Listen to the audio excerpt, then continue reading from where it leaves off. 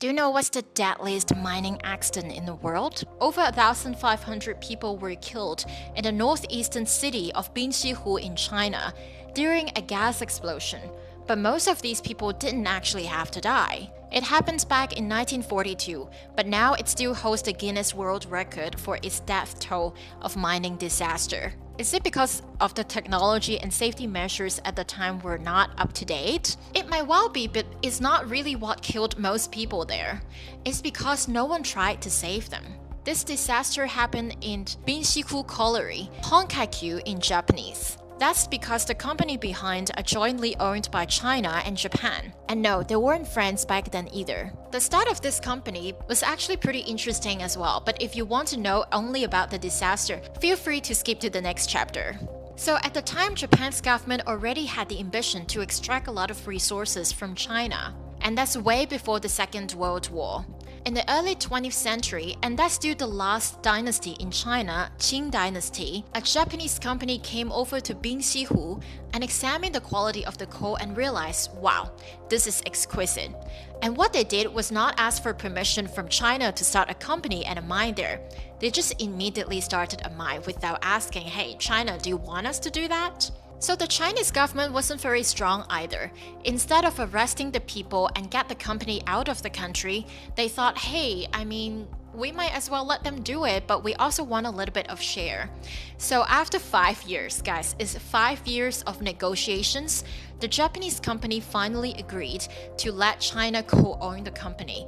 But you can imagine who actually dominated the company. Of course, the Japanese. So at the get-go, the Japanese company was responsible for whatever decisions that this coal company made. In 1942, that was during the Second World War, when Japan invaded China. And all the coal that was mined in Binxihu was used in steel production in Japan for the war. And Japan, of course, had a huge demand of coal for its steel and also energy. And because of this huge demand, no one could take a rest. The mine operated 24/7 and most workers are Chinese. They either didn't have a choice but to work for the company to make ends meet, or they were kidnapped during conflicts or these war zones with Japan that they didn't have a choice and were sent to there as prisoners of war to work. It's a little bit like in the Second World War, a lot of Jews had to work in camps. They had these 12-hour shifts with no break time. And even if they wanted to stand straight to rest a little bit, they would immediately be reprimanded or beaten up by their Japanese managers. This incident happened at 5 a.m. on April 26th in 1942. It was a Sunday, so most Japanese managers were on leave. They got to rest, but all the Chinese workers had to start working at 5. At 11:30 a.m., there was an error in the power station, causing a major blackout in the whole mine. And at the time, there were 4,500 Chinese workers underground. And what choice did they have? Of course, they continued to work, hoping that the electricity would come back very soon. And the electricity did come back at around 2 p.m. The ventilator started again. That means that fresh air could go into underground of the mine again. But suddenly, gas exploded in one of the shutters, sending flames to the entrance, and people were flying out, hurting themselves, and some of them were killed. And that's just the workers on the ground. Only an hour after that, the Japanese managers arrived at the scene, realizing what happened. They came and saw there were dark smoke coming out of the mine, and they thought, oh no, there was a fire. And the decision here was extremely critical. Instead of saving people underground, they've decided that, hey, we need to stop the fire, which means that they stopped the ventilators underground again. It was like in a blackout. This decision was also extremely cruel, but thousands of Chinese workers were actually using to survive. But here came the plot twist. The head of coal at the time discovered that one of the Japanese managers was actually working in Shutter 2, which was one of the shutters that was affected by the gas explosion and the ventilators that no longer worked. It was later found out that this Japanese manager was the head of coal's relative. So the head of coal decided to restart the ventilators again, just to save this Japanese manager, and they sent 2 medical teams underground to save him. The thing is, these medical teams actually had all the equipment to save people, and they went through piles and piles of dead bodies or live bodies who sometimes didn't have limbs anymore, but they were mourning for help. And these two medical teams neglected all the cries for help from Chinese workers. They only turned the faces of the Chinese workers to see if they were the Japanese manager that they were looking for. After a few hours, they finally found the Japanese manager. They immediately put medical equipment on him and they took him back on ground. How about the thousands of Chinese workers underground? They were completely ignored, and this Japanese manager became the only survivor of the mining accident. That's because right after the rescue, they stopped the ventilators underground again. The Japanese company sealed off the mine, and they banned all relatives of these workers to go down. What's even worse is that they did not want anyone to know about this. They immediately sent military to the dormitories to forbid people from fighting over this decision, because they knew that these workers' friends or relatives would fight them to go under the mine to save them. And they even set up a fence outside the mine that's electrified.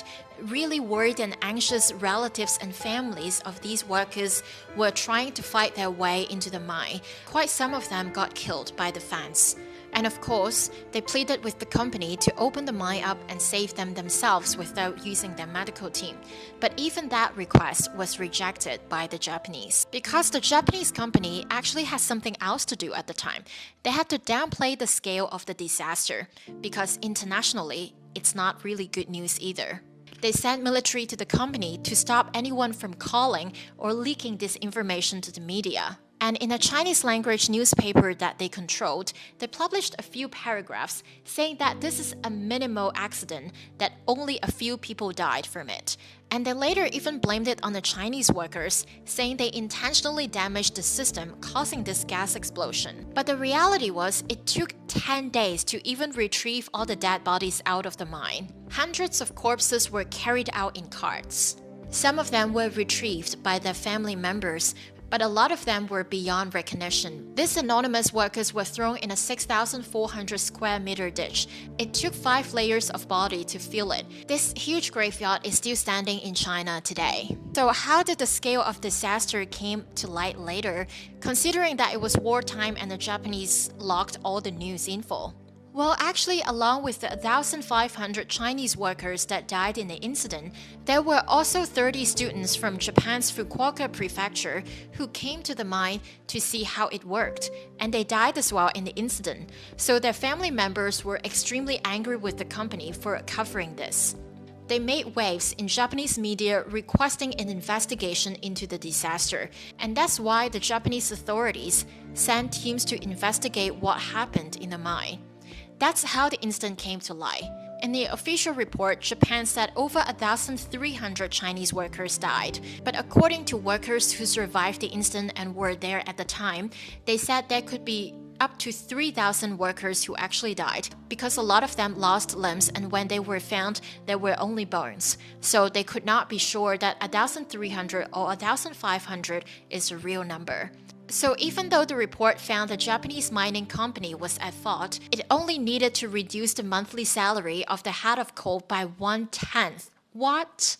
And because the Japanese military didn't care about the Chinese workers who died, it took only a month for the mine to be reopened again. But of course, the Chinese workers by then were too scared to go into it and work. Many pretended to be sick, and for prisoners of war who were forced to be workers, they tried to escape their dormitory. But many of them were killed by the electrified fence, and for the lucky few who actually escaped without being hurt, many of them were discovered and taken back by the Japanese military, and they were tortured in their dormitory and in the mine. To ensure coal production, the Japanese military sent more Chinese workers in there to clean the environment and to retrieve the clothes of the dead Chinese workers. And in fact, their lives were not better than the Jews in Germany's concentration camps at the time. There were only 4 ventilators off the shafts, which were enough for only 1,000 people, but there were 4,000 people working in the mine. And you can imagine how congested it was in that environment. And they were often beaten up by their Japanese managers. And if they got hurt, they would be dragged outside with no medical treatment at all. So for a lot of Chinese workers at the time, the gas explosion was just one killer. A lot of them died from hunger, beatings, and intoxication. During the Japanese occupation, as many as 300,000 Chinese workers were tortured to death like this by the Japanese military. To Japan at the time, it didn't matter that Chinese workers died because they could just send in a new batch, and their lives were worth less than coal to the Japanese. Mining is an extremely dangerous job to begin with because workers had to operate heavy machinery in an unstable and sometimes intoxicated environment. And digging into the mine can cause landslide and other disasters like gas explosions that kill them. Many of these mines are located outside where regulations are normally strictly enforced. And a lot of them didn't even have the permits to operate them to begin with. If there's an accident in a mine, the company is not always motivated to report in and rescue the workers. And so the workers are always at the bottom of the pyramid in this case. They have to risk their lives to dig out the coal for electricity, but they're not really protected to begin with. But of course, the Binxihu disaster is so much more than that. It's a war crime. When I was doing research of this episode, it surprised me how many people didn't know about this, considering that this happened during the Second World War and the death toll was so high. So there aren't a lot of English language materials for this case, of course, but that's also how I felt about other English language materials during the Second World War. Now we know that in Europe and the US, the Holocaust was covered extensively, but there were not a lot of attention of Japanese military's cruel behavior and attack or violence in other Asian countries. To a lot of people, it was mostly the Holocaust, and if Japan was mentioned, it's usually about the atomic bombs or the Pearl Harbor attack. And to me, it's also very interesting how the marketing campaigns of countries worked. While Germany admitted its own mistakes in the Holocaust and the Second World War and set up a lot of museums about Jewish culture, a lot of people think about the Nazis when they think about Germany. While Japan, it was completely different. Even though it invaded so many countries during the Second World War, its reputation was still very good in Western countries. When people think about it, they think about anime and sushis. And Japan never admitted to its war crimes, and it removed a lot of the historical evidence of those.